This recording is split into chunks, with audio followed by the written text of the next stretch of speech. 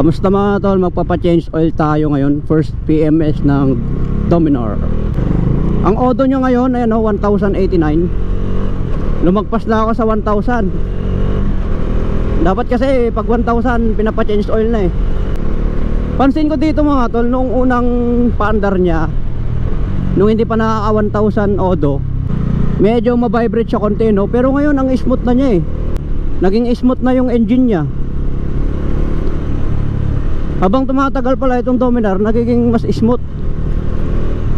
Saka yung mas lumalakas yung hatak ba.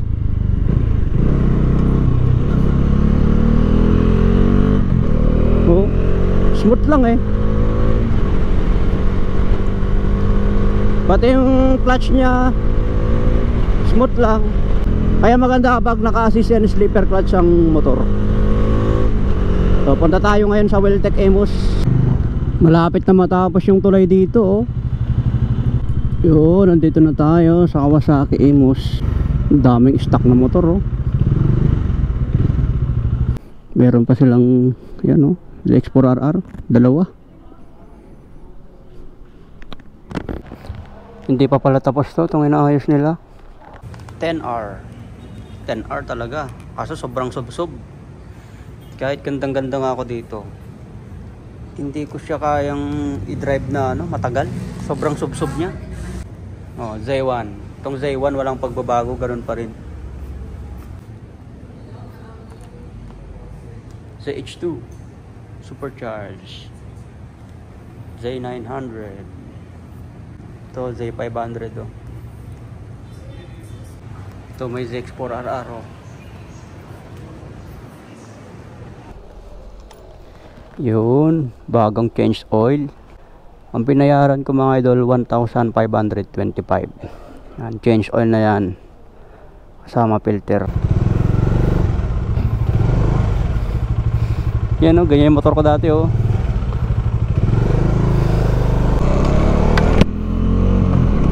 Yan mga tol, ayos. Mura lang ang maintenance. Kasi 1,500 lang eh. Kasama na oil, kasama na yung oil filter nya. Para sa isang 400cc expressway legal, tapos 1.5 lang ang ano. Okay na rin, hindi mabigat sa bulsa ba.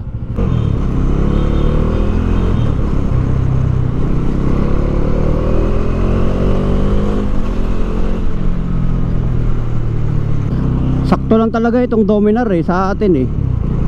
Kasi hindi naman tayo nakapagpatakbo ng mabilis. Ang normal na takbuhan lang 60, 80, 100 yan. Makapagpatakbo man tayo ng 120, 150, bira. Magagawa lang yung ganong speed kapag walang sasakyan. Pero yung normal na takbo talaga ng motor 60, 80, 100. Katulad sa 1000cc na motor ko dati, nangihinayang ako sa lakas niya kasi hindi ko nagagamit. Bihira lang pag makakita ko ng libreng kalsada, parang nagtatapon lang ng gasolina tapos di naman magamit yung lakas at bilis niya.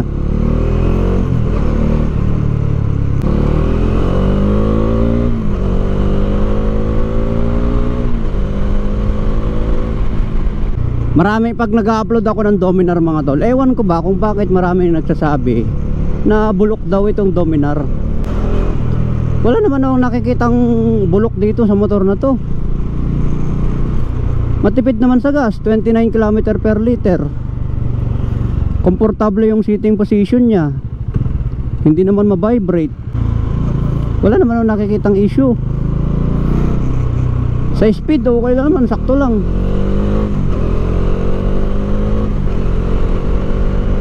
Malakas naman yung arangkada nya. Expressway legal naman to. Tapos yung presyo niya mura lang, 208,000. May 400cc ka na.